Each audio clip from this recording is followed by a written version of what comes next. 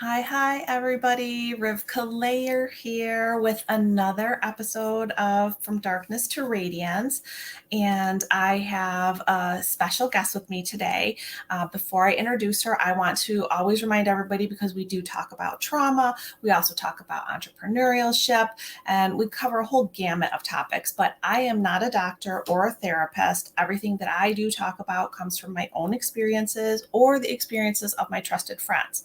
However, this wonderful individual that I have today is Dr. Madeleine Heuer, and she is going to share a wealth of information with us today. So, welcome, Maddie. Thank you for being here with me. How are you?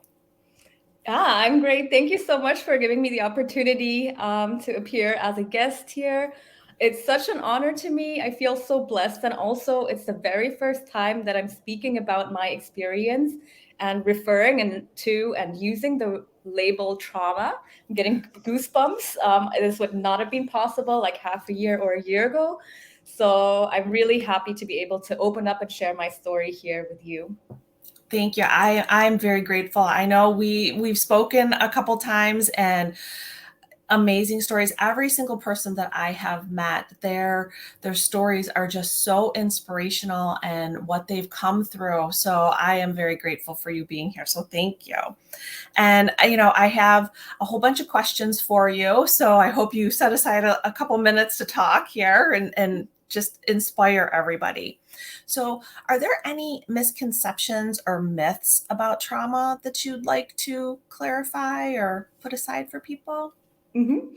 So these are things that I've learned as I learned more about trauma myself. So the first thing would be that you don't have to have experienced anything very extreme to have experienced trauma. So some people think that you have to have been, I don't know, raped or experienced war, or it has to be something very extreme, and then you can use the label trauma. But in fact, I really like Dr. Gabor Mate. He's a well-known physician and author, and one of his areas of expertise is, in fact, trauma. And he explains that trauma is not what happens to you, it's what happens inside of you as a result of what happens to you. So that means that it's more about the meaning that you make of what happened to you. So trauma actually comes from the Greek word wound, and that's what it is. It's a psychological wound, and it's an experience of extreme shock or stress. And when your needs are not met, or when you're really disconnected from your authentic self for a longer period of time, that can also be a cause or a reason for trauma. So I think this is really important to understand. And the second thing that I would like to point out is there doesn't have to be this evil person who intentionally gives you trauma. So whoever has contributed to your trauma might not even be aware of it and is not necessarily a bad person and not necessarily someone who has had the intention to give you trauma. And I think this is also really important to understand because I think a lot of people see trauma differently. And I think these 2 points are definitely very important for me and what I have learned when dealing with my experience and my story. Yes. So I actually just spoke about this a couple weeks ago on, trauma is trauma. And it doesn't matter if it's a big trauma or a little trauma, it still affects you because it's your perception, it's what's happening inside of you. And I think people do misunderstand that, and they think that it has to be something really devastating. And again, these things can happen by very well-intentioned people. They don't realize that it's happened, that they're doing it. So I think those are amazing points to make, and that as you go through your healing journey, and especially if it's somebody that doesn't know that they're doing it to you, once you're healed, you can help them, and so that they won't keep doing that or perpetuating that on others. Such a beautiful way to see it. Yes, I totally agree. Thank you. Yeah. Um, how did you first become aware that you had experienced trauma, and what steps did you take to seek support? Mhm. So, how did I first become aware? So, I'm going to try to sum up my journey and my story. Sure. starting in my early childhood, had a great childhood. I'm half German, half Korean, mostly grew up in Seoul and Beijing. Like, I was a very happy kid, very joyful kid. Then I continued to go to university later on. I studied politics and international relations. And then I was like, what do I do? And then I did my PhD in political science. And for me, that was my first big decision that was not aligned with my goals and my values. Like, it wasn't like I really wanted to do it, or I was like, yay, I'm passionate about it. It was more like I was applying for jobs. I got rejected. And then my dad really wanted me to do a PhD. And then I kind of applied and I was like, I'm not going to get taken. And then I was accepted. And then I was like, okay, like, then let's just go with it. So I just did this PhD. It took me 5 years. And this is like, this was my first rougher period in life because like I'm a nerd. I love learning. I like writing, researching, even writing academic papers. But I am a very creative, extroverted person. And like I'm into dynamics. So I'm not good at working with long-term projects. Like I prefer to work on short-term projects with people together. And like I basically crave a lot of change. And this PhD was the exact opposite. Like it was me working in front of my laptop for 5 years. Uh, routine. I don't like routine. It was the same thing over and over again. It was just a huge, like, long project. So that's when I first realized, okay, what I'm doing is not really bringing me a lot of joy. And in fact, like as time progressed, I did feel like I was suffering more and more. And then I also got into yoga because I guess intuitively I was looking for something to bring me inner peace and reconnect me to my joy. But yeah, I finished my PhD and then I was like, okay, I had super high hopes. I was like, yes, now I'm done. I'm finally done after 5 years. I'm now going to find a job. I'm going to rise and thrive now. I'm going to find that a job that I'm passionate about.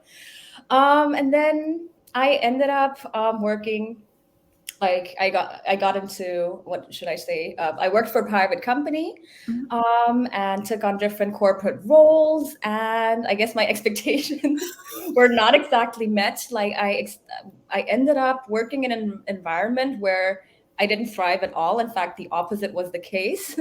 So yeah, I experienced several things that really strongly went against my values, and this definitely contributed to my suffering.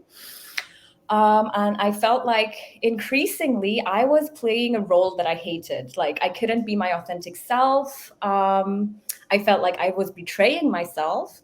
I felt like I had to like act strong, toughen up, overwork. I worked even sometimes when I officially had sick days or during holidays. For US people, this might not seem crazy, but for Europeans, at least this is a big thing. And no one forced me from the company. Like it was me. I pushed myself. I do have to emphasize that. But I can definitely say my needs were not met. Like my work-life balance wasn't there. And also due to COVID, so this was during COVID times, there were limited ways for me to reduce my stress. So usually I would like go out and have food, meet friends, and have a social life. And all of that was not really existent. So I was just home, I think, most of the time for more than 2 years working. And then in the free time, I couldn't really reduce my stress. I was so stressed, and also my physical health and mental well-being like deteriorated more and more. So at one point, there was so much resistance that built up inside me, and I really felt like it was a resistance on all levels, like on a mental, emotional, physical level.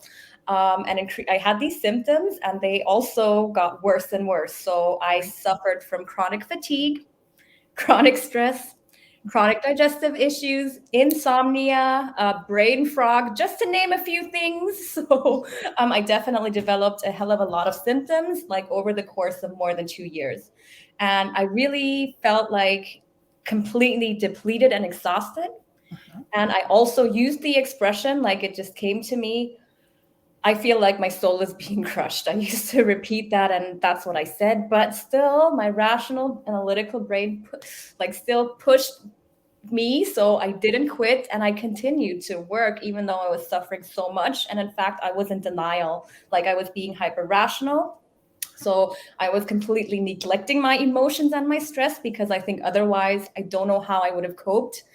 So I tried to convince myself that this is happening because of long COVID. And I did have a long COVID diagnosis, but like I know, and even back then I knew that in fact it was the work environment and also the work that I did that definitely contributed significantly to my suffering. But I guess I didn't feel self to connect to that truth or with my truth. So yeah, then I was on sick leave for a while and I started going to doctors. And I was sent from one doctor to another. Like literally, I was a like internal doctor, brain doctor, like Right. you name it, like so many different types of doctors. But I felt like no one could really help me. But like it was still good to have like professionals to talk to. And eventually I completely burned out and I had to quit my job. And I was very, very sensitive back then, of course, like even while I was working, but even after I had quit. So whenever just someone just mentioned the word work, and even now I'm getting goosebumps, like I was so triggered. Even thinking Right. of my old workplace, or when someone was like, hey, from our old workplace, like, should we just jump on a call and talk, like just casual? Like even a person that I had a great relationship with and that I really like and respect, like I panicked. So I could feel it in my physical body. So I was in flight mode. Like Right. there was so much resistance and like this tendency, like avoid, run. Oh my God, what am I going to do? And that's when I realized, like, okay, this is really severe. This is not normal. So for myself, I did start using the word traumatized, but then I wasn't sure, can I use it? But that's when I came across Dr. Matei's work that I just mentioned before. And I watched this first video. I still remember it was about yeah, he is saying like when you have these very severe reactions to this traumatic period or event that happened, even when it is over, that's an indicator of trauma. When you're in, when you're experiencing a lot of stress, when panic, when you're in flight mode, I was like, oh, okay, that like resonates a lot. I watched more videos of him, like the 7 signs of trauma. I was like, oh my God, I'm checking all the boxes. And then I was like, it actually felt really good because I realized, okay, it's valid for me to use the word trauma. Yes. So that was really liberating. And there are different types of trauma. So of course, I do have to emphasize, like there are people who go to much more traumatic experiences. But nonetheless, like now I think I can say, I can connect to my truth and say, for me, it was traumatic what I experienced. Right. And and I do hear that you pushed yourself, and because you wanted to reach a certain goal, and a lot of people do that when they come through traumatic experiences. And it's not saying that you're to blame or it's your fault, because of that, again, people have tried to put that victim part of it into trauma, and I don't ascribe to that, and I try to disconnect that, because I don't follow that at all. And you were trying to rationalize it, and you were trying to use your analytic mind, which I have found a lot of trauma survivors do, because you don't want to believe that that's what's going on, and that you can handle a situation, because we all know the human body is amazing and it can handle a lot until it can't. And then you experienced all of that, which are more things that I've heard from people that I talk to, all of the mental, emotional, and physical symptoms that come up from the trauma. It's tough, but I'm so glad that you sought the professional support to see, if they could find a root cause, even though you knew on some level that everything that had been going on was what was kind of causing it for you. So I'm gathering now, those triggers are gone. You can maybe talk to some of the past coworkers, but you found something that does fulfill you. Yeah, I just realized. Yeah, so you were asking me what kind of help did I seek? So yeah, maybe I should continue to answer that because that's not the full story. But yes, so what I first did is I went to doctors. I was so desperate. I was like, I need help. Like the first time I went to a doctor, like I'm not a person who cries easily in front of other people. Like I broke down. and, and I was just like, and then yeah. So First clue, there's something wrong. I'm crying. and I it was can't like an control internal it. doctor. It's not even a psychologist. But yeah, so he referred me to like different types of doctors. And so I was sent from one doctor to another. Unfortunately, it was during COVID. So I wanted to go to a psychologist, and my doctor highly recommended me to do so, but the waiting lists were too long. So Huge. unfortunately, that's the only type of doctor that I didn't get to talk to. But so like I did have like some deficiencies like vitamin B, vitamin D. So they also contribute to like fatigue and stuff. Sure. So in that sense, like it was definitely helpful to talk to someone, especially this doctor who validated my feelings and what I was going through. I think back then I was so weak that this emotional support that was like so helpful to me, just having someone be like, yes, you are going through a lot, and yes, you are not in a good state, and yes, you need help. Like hearing that from someone else who is a professional. But I also realized, like going from doctor to doctor, a lot of them, they also didn't have that much to say. um, I was like, I knew that I have to help myself, basically. And that's also a beautiful story. Like, I was on sick leave for long, and I was, as I said, completely exhausted and depleted. I was talking to one of my best friends, and she asked me, like, you've been working so hard to make someone else's dream come true. Like, why don't you work on making your dream come true? And I was like, that's all I needed to hear. I was like, You mean yes, I can do that? yeah, I'm sacrificing my health and well-being. I'm like Right. chronically stressed, like I'm feeling like I'm hitting rock bottom. Like, why am I doing this? Not even for something that I want to do. It's not my goal. It's not my dream. It's someone else's dream. Right. That was like so nice to have this conversation, because that gave me the courage to quit my job. Even then, even though I Right. couldn't continue, like I think I needed to hear this to be able to be like, okay, now I have the courage. I'm going to quit, and I'm going to create my dreams and my visions instead of sacrificing my health and well-being to make someone else's dream come true.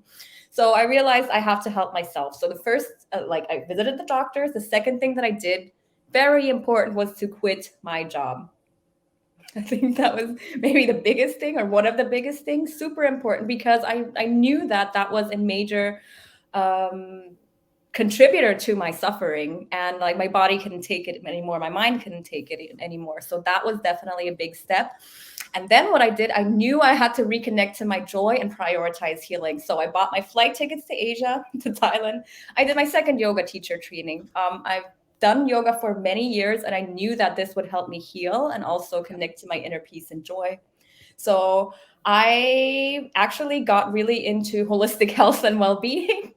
And you Close can to my learn a heart. lot, yeah, from the yoga community. So yeah, I really focused on that. So yeah, not only did I do my second yoga teacher training, I got a certification as a mindfulness coach, as a meditation teacher. I worked with an Ayurvedic coach. So I basically learned a lot from experts from the yoga community, and I applied the knowledge to myself primarily. So I didn't have a coach or a therapist who worked with me through it. I'm a nerd.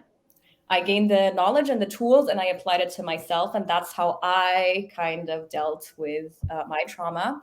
And really, like, getting into holistic health and well-being was so amazing, because it gave me like expanded my knowledge and my awareness, because yeah, it's all about acknowledging the interconnectedness of the different layers, like physical, emotional, energetic, soul level.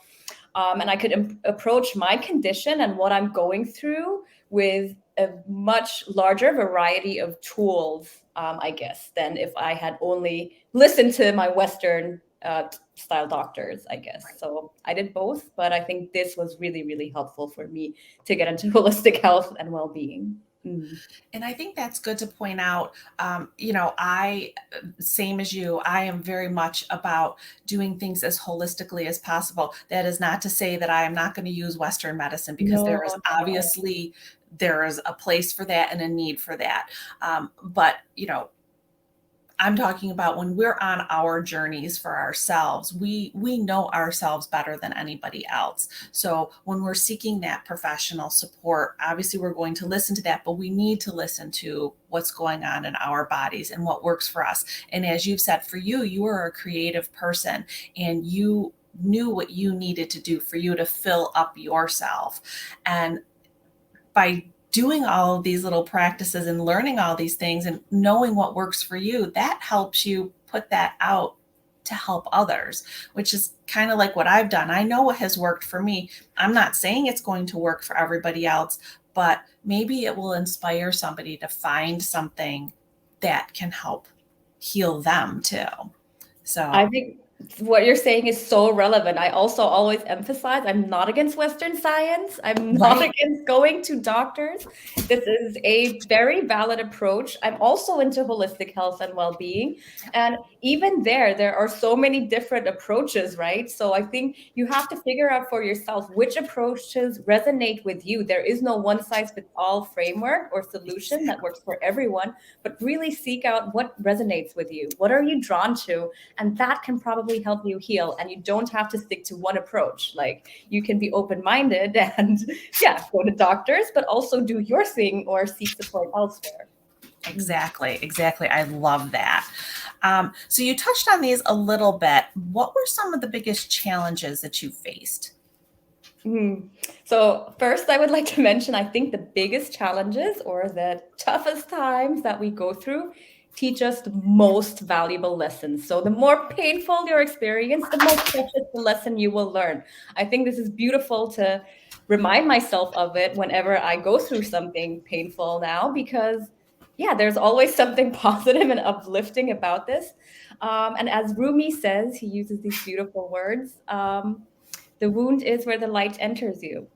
And I'm Yeah. getting goosebumps every time I I say know. this. I It's so beautiful. But yeah, first of all, yeah, I really wanted to point that out. But getting back to the challenges, so there were two major challenges or biggest challenges, I would say. The first was well, first of all, I was definitely, and I think that's very common, in victim mentality. yes. So blaming others, blaming the circumstances for what I had gone through. But what do you do when a snake bites you if you want to heal? Like if you continue blaming the snake, how are you going to heal your wound? You have to focus on your wound. So, yeah, That's first I key would right there. yeah, it's so easy, when you have this sort of small story, it's like, aha, totally makes sense, right? But it's so easy to, in fact, to be in this victim mentality and to blame, like, which is probably normal for a lot of, if not most people, Yep. because you're just trying to make sense of what happened. And it's just the easiest way, I guess, to be like, it wasn't me, it was someone else, it was whatever. But then I switched at one point, and it took some time, of course. But then I was like switching from victim mode to creator mode, I call it. So I had to acknowledge at one point that I am the creator of my future, and I need to take full responsibility for my decisions and actions. Yep. So then instead of asking myself, why did this person do this to me? Why did this happen? Why are such unfair things happening to me? From thinking these questions, I switched to reflecting about why and how did I allow this to happen to myself? Because of course there was my contribution. No one forced me, to do certain things or to take on a job or whatever. So there was my contribution to it. I made decisions. So this was definitely important, and also to think about how can I prevent this from happening again in the future? And Right. this cannot happen when you're still in victim mentality. So I think this was definitely a big thing. The second big challenge was to let go of what no longer serves me. So letting go of old beliefs, old patterns, old habits, old narratives about my identity, expectations, like all of these things that I have accumulated and internalized for many, many years of my life. And of course, the longer you hold on to certain beliefs, fears, patterns, stories about yourself, the more you're attached to them and the longer it takes to kind of release them and let them go. And it definitely takes time. It's not a linear process. You can't rationally be like, okay, I know it doesn't serve me, it's gonna be gone in a week. Like, that's not, unfortunately, not how it happens, right? It's like you need to be patient. There are ups and downs. Sometimes it's easier, and then sometimes you're triggered, and sometimes it's harder. But I think it's inevitable that you let go of the things that don't serve you anymore when you want to start a new period in your life and overcome something like trauma or whatever else it is that has incredibly contributed to your suffering. And part of letting go, I think, was also for me surrendering, like letting go of control in general, becoming comfortable with the unknown in the future, not being in control. So I think the two biggest lessons that I learned were, well, first, you cannot start a new chapter without closing an old one. So you need to let go. And the second thing really was, instead of letting my old patterns dictate my future, I want to let my goals, my visions, and my dreams determine my future. And this is how I got into what I call conscious creation. And conscious creation is always a balance between creating, so actively doing something, but at the same time, balancing that with letting go and surrendering. Right. And I've talked about this too. And, I'm going to steal your word, conscious creation and creativity, because, a lot of people talk about manifestation. And Mhm. when you hear about manifestation, people are like, oh, it's the woo woo stuff and that type of thing. But I like create better. Because that's what you're doing. It's the same thing that you are bringing into the world what you need. And it goes along with the second part here, letting go of the old narratives, which are what? Our beliefs. Where do our beliefs come from? What was put onto us? So your narrative was, you had to do X, Y, and Z and become this, go through your PhD program that didn't fit with your creative side.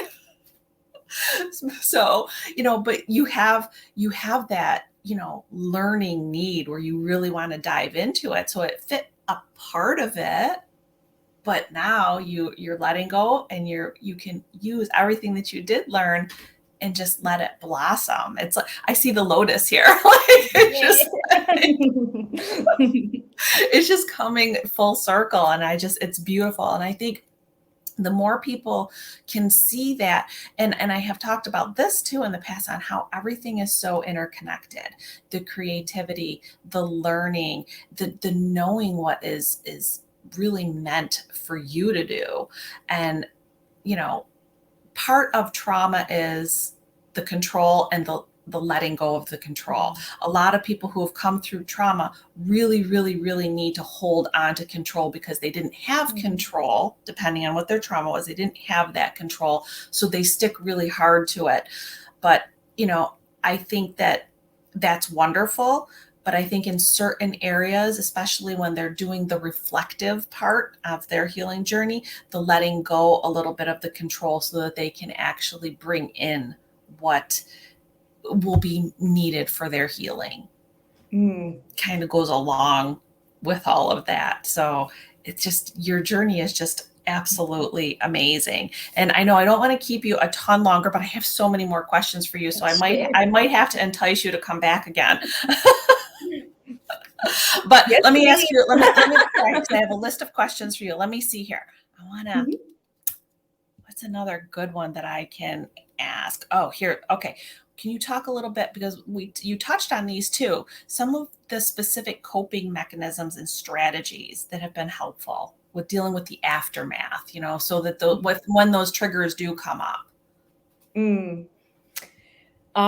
So for me, I think there are two that I would like to point out that helped me, I think, most. Of course, I could name a lot, but yeah, limited time. But definitely the first is like to focus on the root cause instead of like trying to treat the symptoms. And what do I mean with this? Like, I mean, like focus on the inner blocks, because you need to understand what has caused your wound.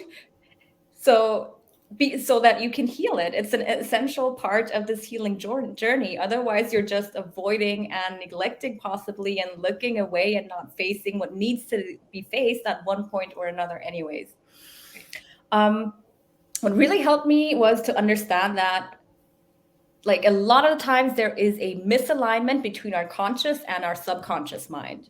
So the subconscious mind is so powerful. Like we make most of our decisions through our subconscious mind, so not consciously. The subconscious mind, I think, makes about 95% of our decisions. It determines majorly what we believe, think, feel, and act. But a lot of it is in the subconscious mind, which means it is hidden. So we're not really aware of all of this material that is there.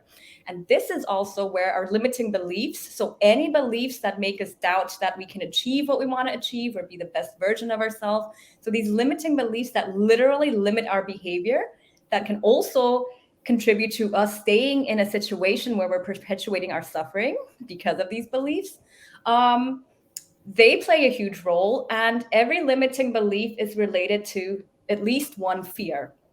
Right? So these fears play a huge role. And usually these limiting beliefs and fears we internalize when we're still young. So until the age of 7 or maybe 10, most of these fears and limiting beliefs are already in our brain then. And then they stay there, and then we increase our attachment subconsciously by keeping and holding on to them for longer and longer.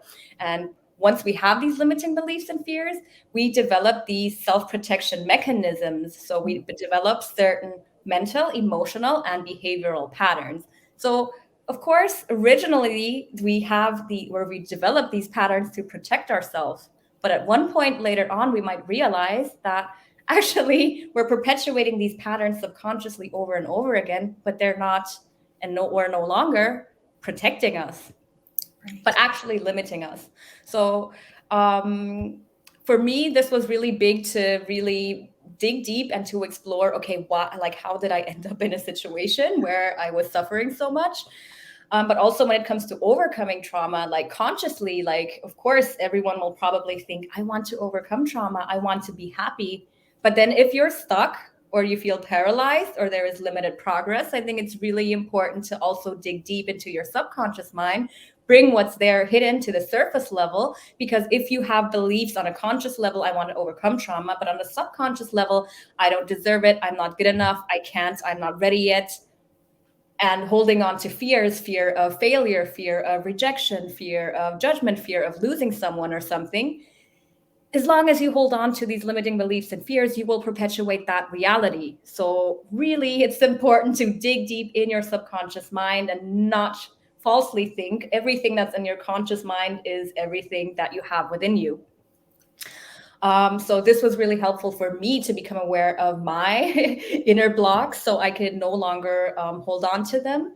And so for me, for instance, like I realized, why did I end up doing a PhD and having like these jobs that I didn't like? It's because I was avoiding what I was thinking would be worse. So because I thought I got like when I did this PhD, I thought, oh, it's going to be impossible for me or almost impossible for me to find a job that I like more, where I'm going to get paid, where I'll have all my freedom. So that is why, okay, then I'll do a PhD. So I was settling for less. When I got this job and I didn't quit, I was like, oh, but I have to make use of my PhD now as part of my story. Of course, I will not be able to find another job right now that I like more, where I get paid better, tra-la-la-la, paired with always fear of rejection, fear of failure, and so on. So I realized, like, oh my God, I was making my decisions based on my limiting beliefs and fears. So if I hadn't done this inner work, I wouldn't have brought awareness to this. So now that I know, like I always double check, I'm like, okay, is this big decision that I'm about to make, is it aligned with my goals, my values, and my truth, instead of my limiting beliefs and fears? That's how I think you can focus on becoming the conscious creator of your desired future. And this is definitely something that I have learned. So I don't know if I would call it coping mechanism or strategy, but I think it's really, really important to do the inner work and search for your limiting beliefs and fears. The second thing is definitely mindfulness. It's such a beautiful, beautiful, powerful, effective practice, which is all about bringing your awareness to the present moment instead of being in the future or the past with it, without judgment, and through a nurturing, compassionate lens. So it's all about, yes, accepting the present moment as it is. Because if you understand the mechanism behind suffering or the dynamics, whenever we suffer, it is because we judge something in a negative way. So instead of not judging, what we would do when we're mindful, we're judging something in a negative way. And B, as a consequence, because we judge in a negative way, instead of accepting, we resist. So resisting something, and this manifests as tension on a mental, emotional level, and can also manifest as tension in your physical body. Like you can get a headache or like tight neck or back pain or something, depending on how severe the suffering is.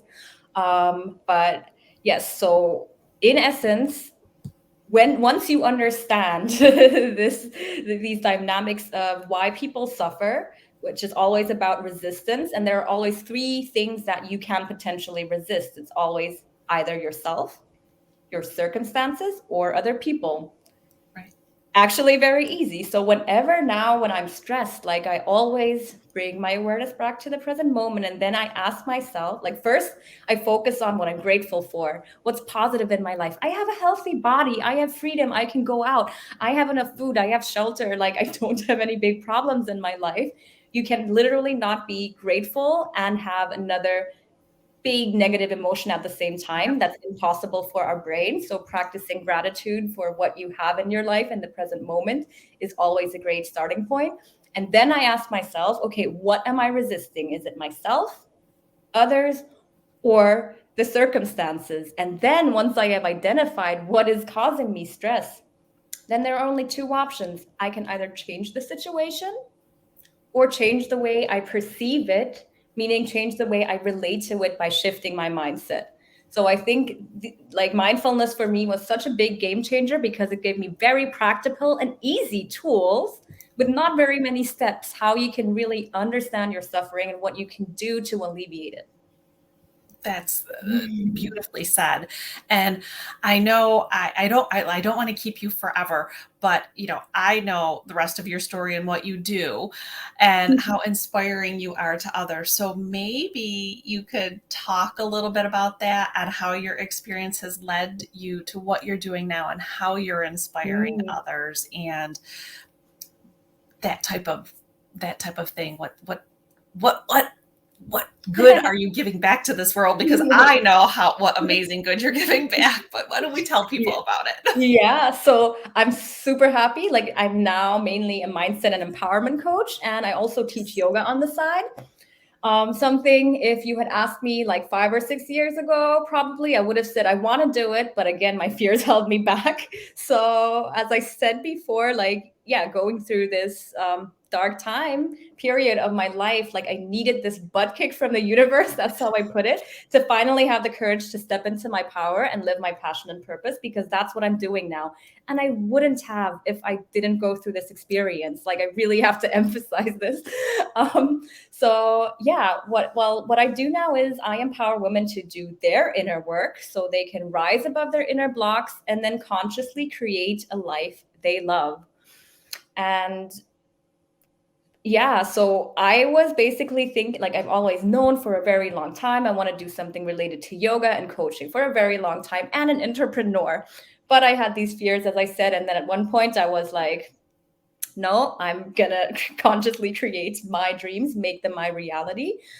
I quit playing small. I'm stepping into my power, and I was thinking, like I always wanted to help other people, and I loved working with women, like to overcome their challenges. And by going through my experience, I found my niche, I guess. So helping women to overcome their inner blocks, their limiting beliefs and fears. It can be overcoming trauma, but it can also be anything else, like overcoming any other thing that has caused them suffering or stress or anything that they want to do to any goal that they want to achieve. So it doesn't have to be trauma related necessarily, but it can.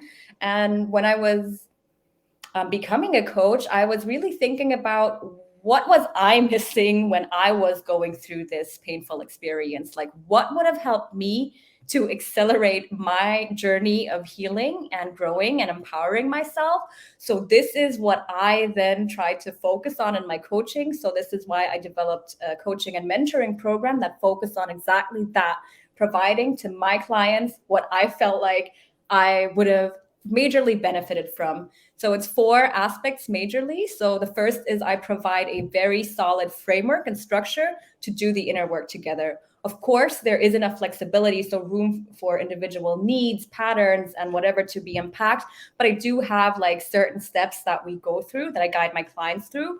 And a part of that is also educational knowledge. Like, I think there needs to be some foundation, some understanding of how our brain works and what we are doing from a scientific point of view for them to also know, okay, this is what we're doing, and this is why these methods or tools are more effective than others, maybe. Exactly. Of course, also it's about sharing strategies and tools.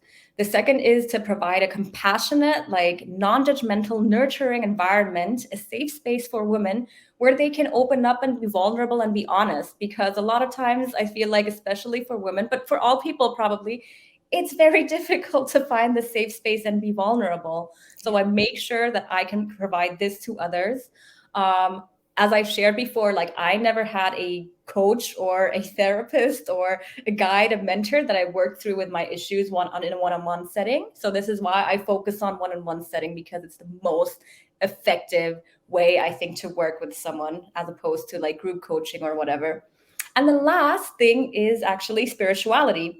And when I started my PhD, I would have laughed if someone had told me you will be spiritual one day. I thought it was like this woohoo stuff. I was like, science was my religion. I was like, no way. Like, I didn't take it serious at all. But then yoga has definitely transformed my life. And for me, I have to say, like, spirituality really empowered me to become the conscious creator of my desired reality. It gave me a lot of strength and resilience. It gave me an understanding, a deep understanding of who I am, of how the world is.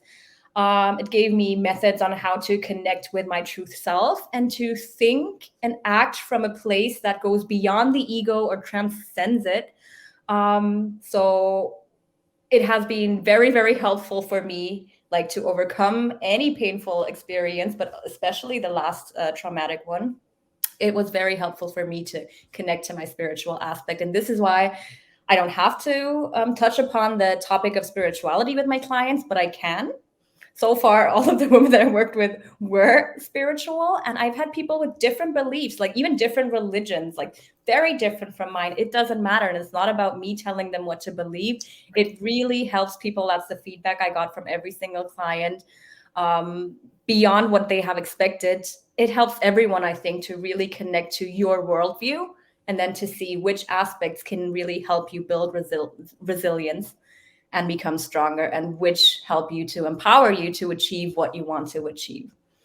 So overall, I can definitely say coaching feels like the biggest service and gift I can give to others. It is my passion and purpose. And I'm so grateful again for these darker times that I went through, because they have enabled me to finally step into my power, to gain the knowledge, the strength, and the tools to overcome these times.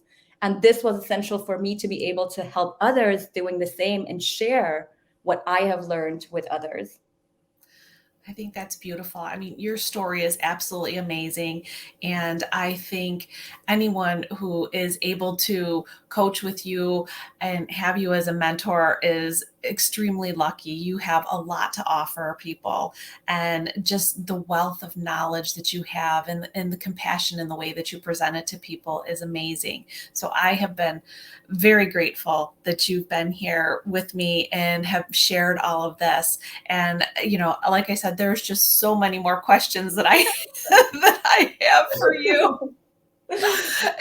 And just listening to your passion and having you explain all of this to everybody is just, it really warms my heart. So thank you so much for being here with me. And I really do see some more work with the two of us in the future and what we can offer everybody. So again, thank you, Maddie. I hope you have a wonderful day, and we will talk with you soon. So cheers, everybody. Thank you so much.